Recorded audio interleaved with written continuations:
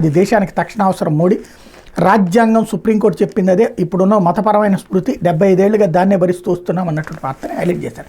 ఇకపోతే ఐఏఎస్ ఐపీఎస్ల ఆత్మగౌరవంపై ఆటవిక దాడి, అఖిల భారత సర్వీస్ అధికారుల లక్ష్యంగా ఎర్రబుక్కు పైత్యం, బాబు తీరుపై దేశవ్యాప్తంగా మడిపడుతున్న సివిల్ సర్వెంట్లు అంటూ రాజుని మించిన రాజభక్తి ప్రదర్శనలో మునిగి తేలుతున్న సిఎస్ డీజీపీలు, పిచ్చోడి చేతిలో రాయిలా పాలన, నైతిక పతనంలో కొత్త రికార్డులు బద్దలు కొడుతున్న కూటమి ప్రభుత్వం, వల్లభాయ్ పటేల్ ప్రవచించిన స్టీల్ ఫ్రేమ్కి తూట్లు పొడిచే కుయత్నం, 10 మంది ఐఏఎస్ 23 మంది ఐపీఎస్లకు అడుగడుగున అవమానాలు, 2 నెలలుగా పోస్టింగ్లు ఇవ్వని ప్రభుత్వం, ఐపీఎస్ అధికారులు రోజు డీజీపీ ఆఫీస్కి రావాలంటూ మేము ఉదయం 10 నుంచి సాయంత్రం 5 వరకు వెయిటింగ్ హాల్లో ఉండాలని ఆదేశం.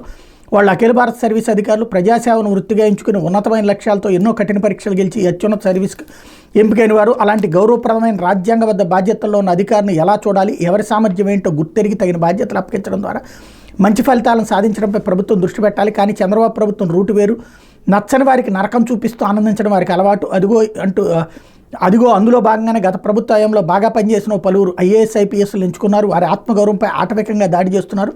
ఓ హోంగార్డుతోనూ ఓ రౌడీ షీటర్తోనూ కింది స్థాయి అధికారులు కూడా వ్యవహరించిన రీతిలో డీజీ స్థాయి అధికారులను ఈ ప్రభుత్వం అత్యంత దుర్మార్గంగా అవమానిస్తోంది. పోస్టింగ్ ఇవ్వకపోగా ఉదయం డీజీపీ ఆఫీస్కి వచ్చి సంతకం చేసి సాయంత్రం వరకు వెయిటింగ్ చేసి వెళ్ళమంటున్నారు. ఇందుకోసం ఏకంగా ఉత్తర్వు కూడా జారీ చేయడం చూసి యావత్ అఖిల భారత సర్వీస్ అధికారులందరూ విస్తుపోతున్నారు. ఈ ఉన్మాద మెమో గురించి దేశమంతా చర్చించుకుంటోంది. ఇటువంటి దుర్మార్గమైన నిర్ణయం దేశ చరిత్రలో ఎవరూ తీసుకోలేదని మాజీ ఐపీఎస్ అధికారులు ప్రవీణ్ కుమార్, స్వర్ణజిత్ సేన్ వంటి వారు వ్యాఖ్యానించారన్నటువంటి వార్తని హైలైట్ చేశారు. అయిపోతే పేదరికాన్ని P4తో తరిమేస్తాం, 78వ